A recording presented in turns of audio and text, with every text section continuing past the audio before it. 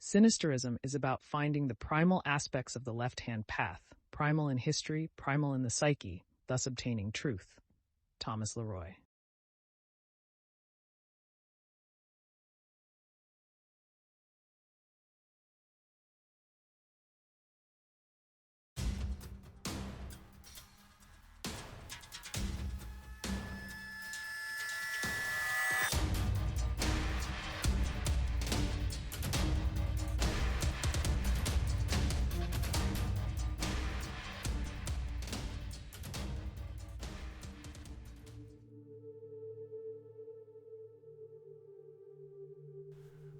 Now, I've often used the term avatars of the archetype when discussing the gods and monsters, angels and demons, those entities which most people perceive from within the narrow framework of real or not real,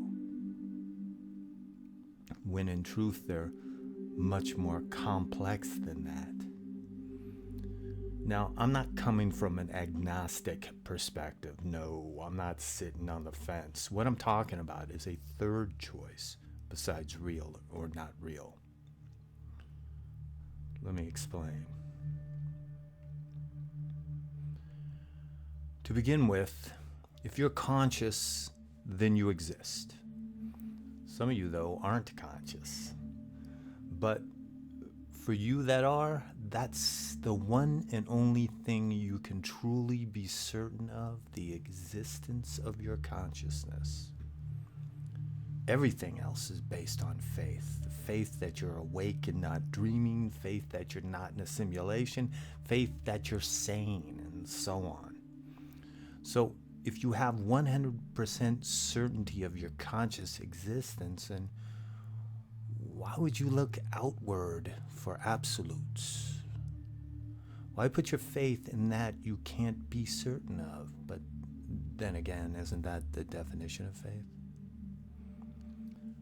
On the right-hand path, they're always looking outward, always outside themselves. But if you're on the left-hand path, why would you look outward? Think about it.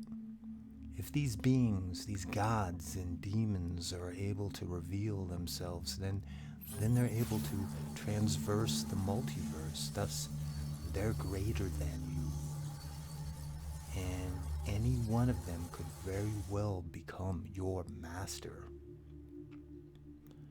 So, what's my point? Am I saying they don't exist? No, that's not what I'm saying. They do exist. Satan and all the gods and monsters, all the angels and demons exist in the collective unconscious as avatars of the archetypes. So what do I mean by this? Ever notice the very real similarity of, let's say, Satan, Azazel, Iblis, Ahriman, Set? The reason is they're all aspects of a single archetype. And in the same way the Hindu gods have multiple faces or avatars, the archetypes do also. Now, a major aspect of Sinisterism is taking from the many different left-hand path practices throughout time and going as far back as we can possibly go in order to extract that pure gem, that truth behind it all. It's all about trying to find that purity within the practice, the working. Now, this could very well be futile, but what it also is a metaphor of going down deep to find the core aspect of the self in order to find truth. Because consciousness is certainty, so a better understanding of consciousness is the path to truth. All else is ephemeral. So some see the collective unconscious like it's a data bank that anyone can and does extract info from, whether they realize it or not. But I see it as being a bit more complex than that. Metaphorically, look at it as a vast, limitless ocean. And the surface of that ocean is objective reality. And on the surface are laws that no matter how hard you try, they can't be broken. And you are a ship on that surface of that objective reality. But what's going on under the surface? What's living down there? The archetypes. And they're alive, and they're sending out their avatars, which swim from ship to ship. Now, the deck of your ship is your ego, your conscious self, while the hull is your personal unconscious, filled with cargo you've tossed in from wherever you've sailed. But there's a stowaway on your boat, and it knows the contents of the hull. Jung called this the shadow, but we in the sect, we call it our personal demon. These demons are avatars of the shadow archetype, which are personal to us. And one should want to get to know their demon. My demon is called Soter, a being revealed to me in a dream. Now, that's the difference between us and the right-hand path. We don't shun these beings. These personal demons are our guides. They help us sort out all the items in our personal unconscious. They keep track of the inventory, those things we've blindly tossed into the hull. They have become, with work and understanding, the conduits to our subconscious.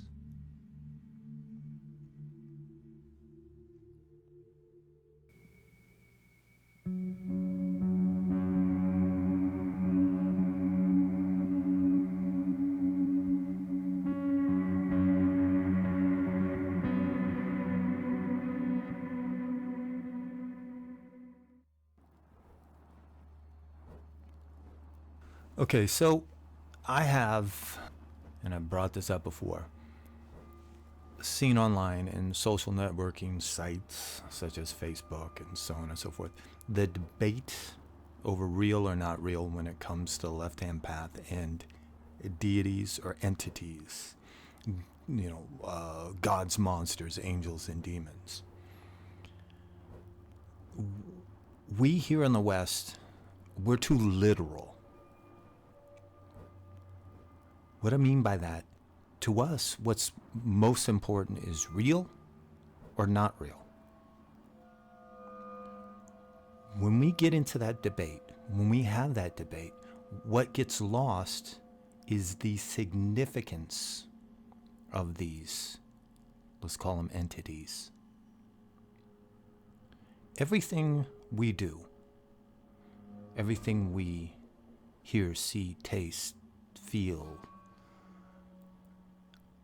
all of reality is filtered through the psyche. So everything is psychological. Real or not real doesn't matter in the big picture. Now, in the East, they understand this. It goes beyond simple metaphor. Metaphor isn't a good enough word for it, whatever this is. It's the gods' religion, if you will. Even if you want to call Hinduism, for example, a religion, it is more than a religion. It's a full way of life. It's very similar to what the Norse had. The ancient Germanic tribal beliefs. It was a way of life. It wasn't a simple religion. It wasn't something you did on Sunday, got dressed up and went down to the local, grotto, cave, hut, and did your praying to Odin or whomever. It was a full way of life. And the gods, the monsters, the angels, the demons, the giants, the so on and so forth, We're so part of your whole being that real or not real didn't make any sense.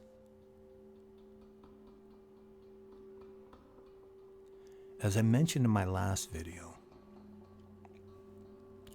the gods are aspects of being that are greater than you. And they are real.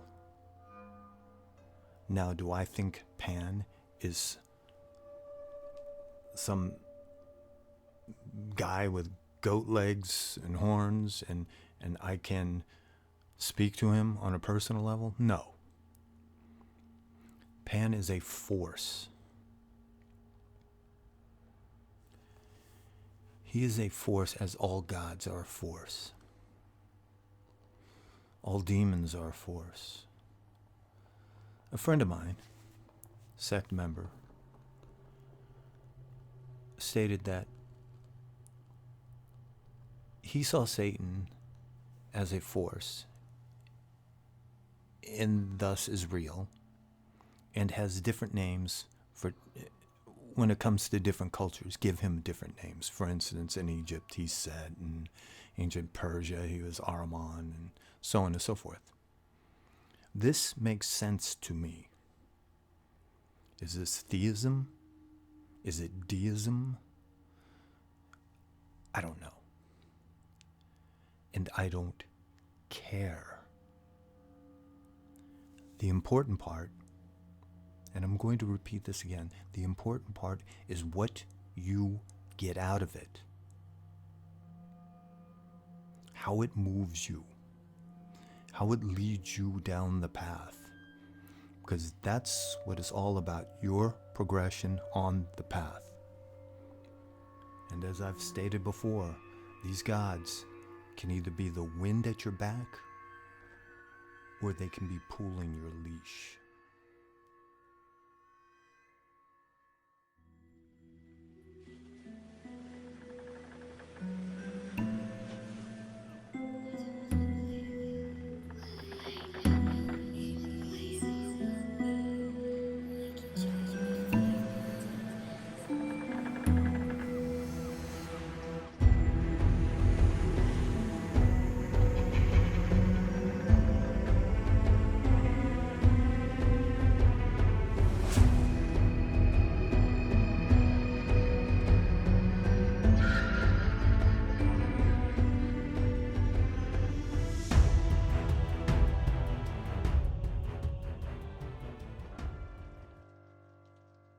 Greetings, my friends, foes, and faithful minions.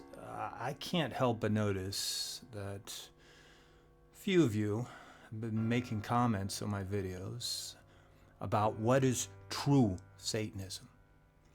You, for instance, state that, well, at least some of you state that TST, the Satanic Temple, they're not true Satanists. Some of you theistic types will state that Levians aren't real Satanists, that they're atheists playing Halloween dress up, if you will. Levians insist theists are devil worshippers and not true Satanists, and so on and so forth. Now, no one can state what is true Satanism. Satanism is subjective. What Satan means to you may have a different meaning to someone else. No matter if you believe Satan is a true anthropomorphic being surviving in some interdimensional realm you can call hell and actually has an effect upon your existence, that doesn't matter. It's what the symbol means to you. Do you understand what I'm saying? Even if it is or he is real,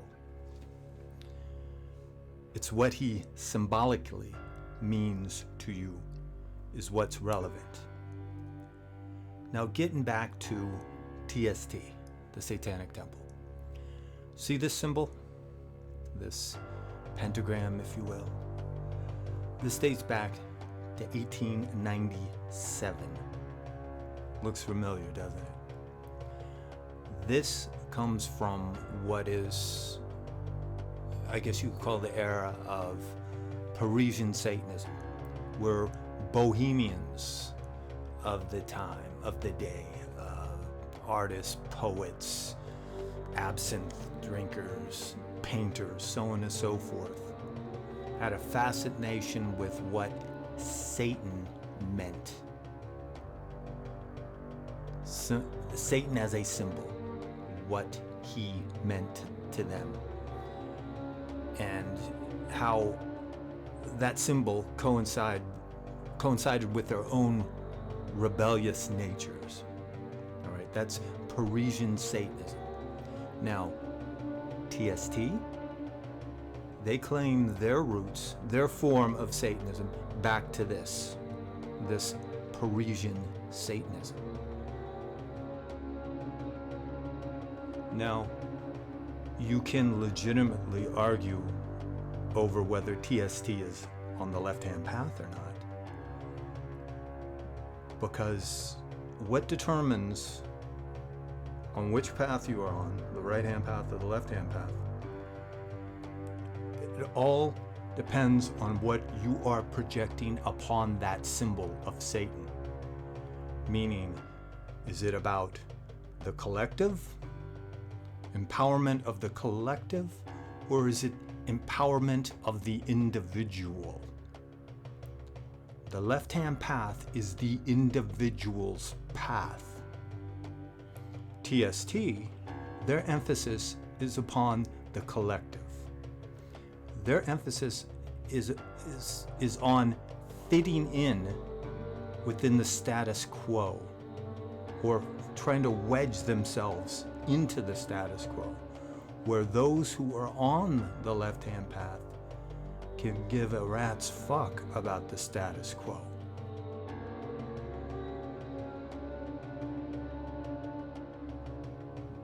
We shouldn't care what the herd thinks. The wolf doesn't give a fuck what a sheep thinks.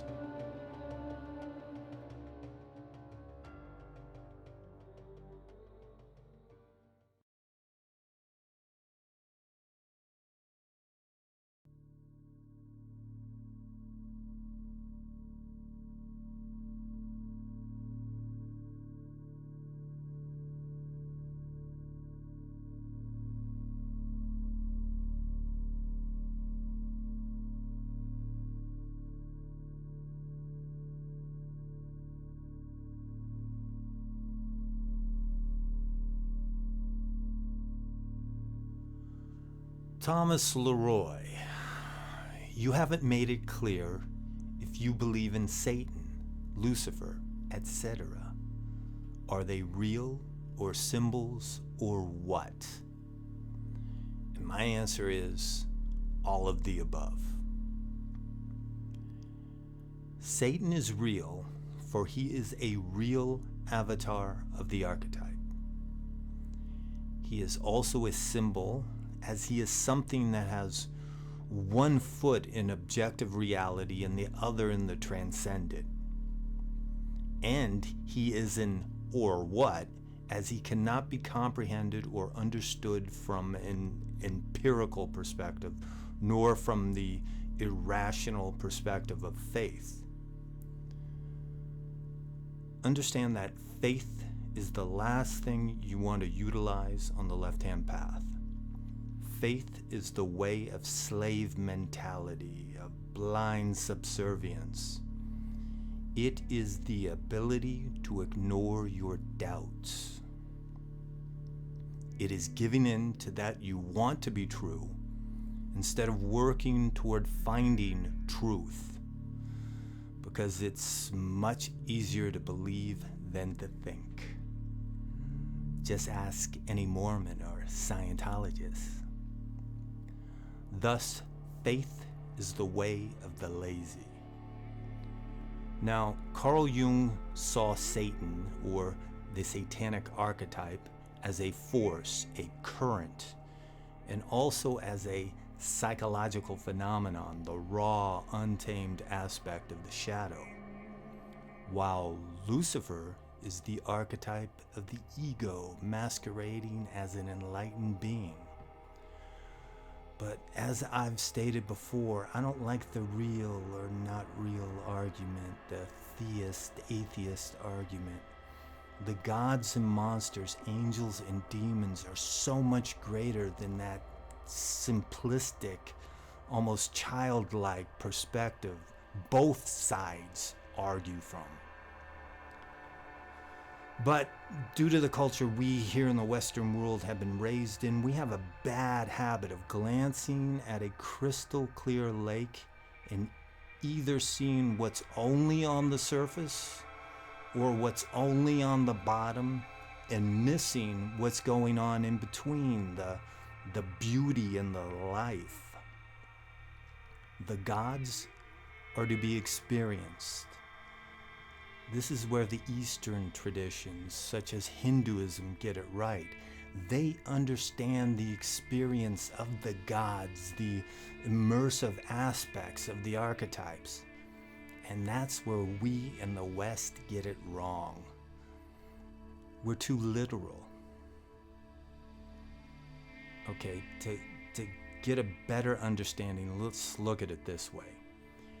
Picture the archetypes as forces or currents. Okay, we'll go with currents.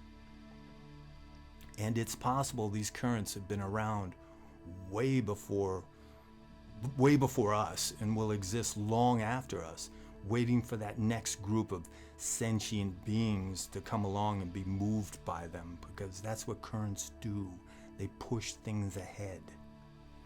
Now, to relate to the different cultures, these currents apply facades, masks, or faces. And for one specific current, it sometimes wears the mask of Ahriman, sometimes Set, sometimes Satan, depending on the time period and culture. And this is the one we, on this path, more often than not, interact with. As I've stated many times, the gods can either be the wind at your back or they can be pulling your leash.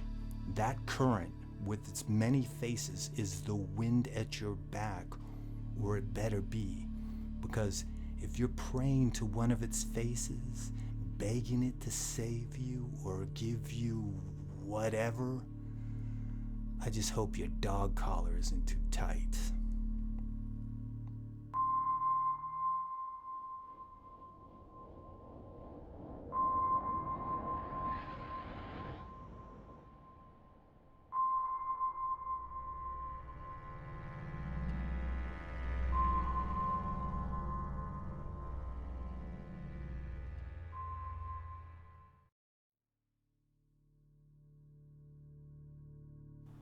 Once again, I've gone on social media, the satanic side of social media, and once again, I am confused. See this? Why, if you're on the left-hand path, why would you designate anyone or anything your master, your God, and worship? Pray to?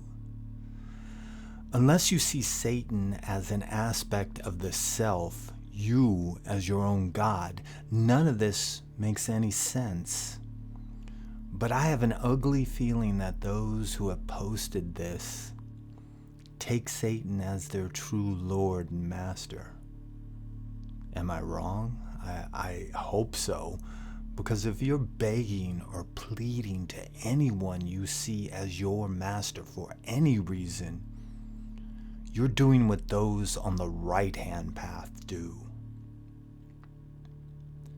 Now, you can believe in a literal Satan and not be on the right-hand path. The problem in this case, though, is they've designated him their Lord and God instead of a guide or an example to emulate.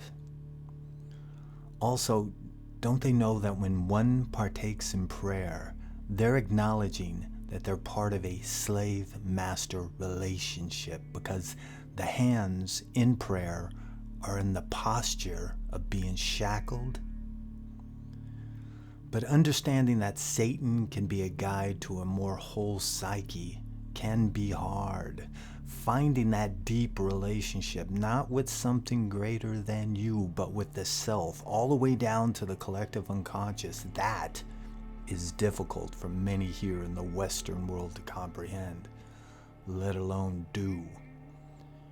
And why is that? It's because of cultural conditioning. Let's face it, Christianity is at the foundation of Western culture. This is because Western civilization stems from the Roman Empire, and the empire was Christianized. And up until recently, the only way one was allowed by the powers that be to commune with the subconscious was through Christianity. Any other methods could get one killed. One of the most rewarding aspects of having this channel and being the founder of the organization, the Sect of the Horn God, is I have gotten to know many different people from many different cultures. And what I've discovered is that most of those I've encountered from India, Africa, and so on have an innate understanding of what's going on in the depths of their subconscious, an ability we here in the West have lost. They have that ability because of long-standing traditions, ancestral connections, and a culture with one foot in objective reality and the other in the subconscious. I have a friend from Africa who I swear can easily access a direct connection to the collective unconscious, to the very depths of her psyche. To her, mind, body, and spirit are one, which is something that we here in the first world need to relearn. This is one of the reasons why so many in our culture are depressed, anxious, and on meds. They don't know themselves. They're living with a stranger with their name, their face, their soul. That stranger is themselves. And when they have the opportunity to connect, as in the case of those online Satanists, they don't bother. Instead, they choose to stay disconnected because that's what they're used to. The Lord God, when they were in the church, was something outside them. So now, even though they no longer are a part of that tradition, they can't help but perceive Satan that same way, separate. In India, practitioners of left-hand path shaivism shout, "I am Shiva." They do this proudly. They are declaring that they are their own God. And isn't that what defines this path? The ability to declare your divinity?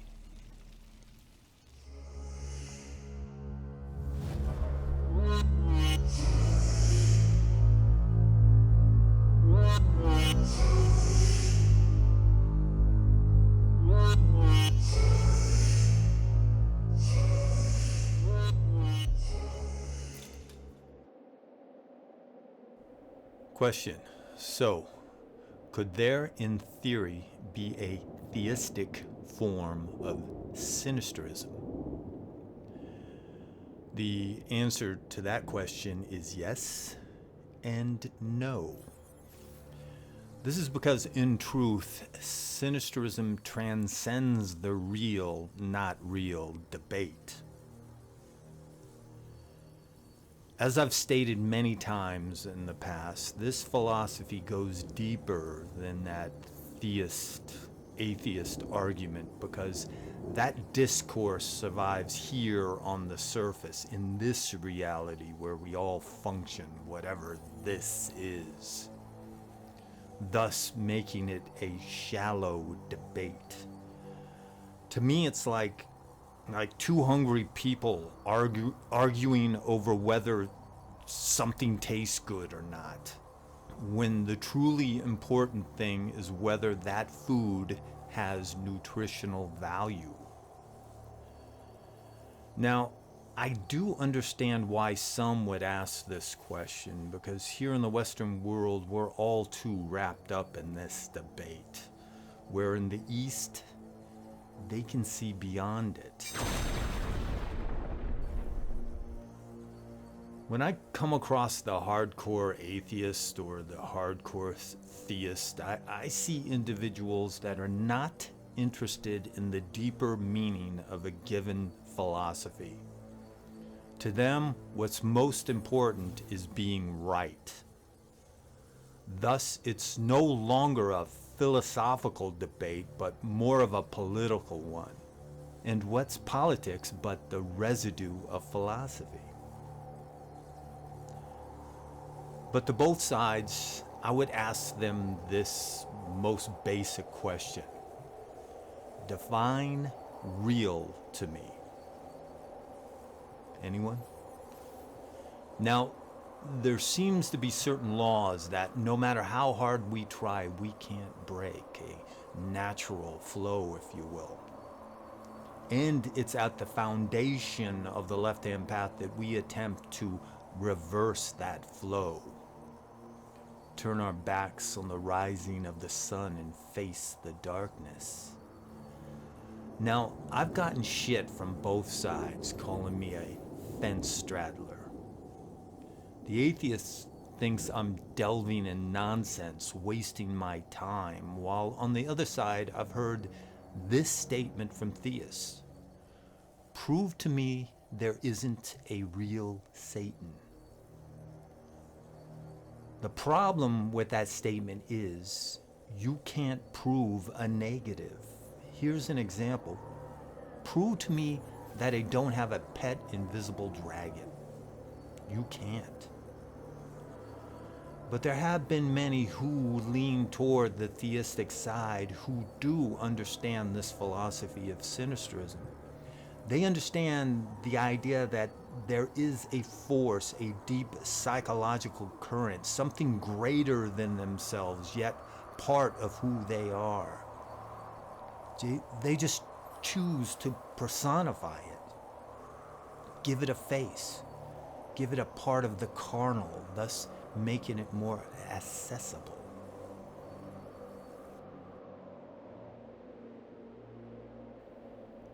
In conclusion, it's important to understand that this philosophy of Sinisterism is not agnostic. There is no maybe, kind of, I don't know. Look at it as the third alternative, one that goes beyond atheism or theism, one that sees the other two as superficial and lacking depth. I hope that answers your question. Until next time.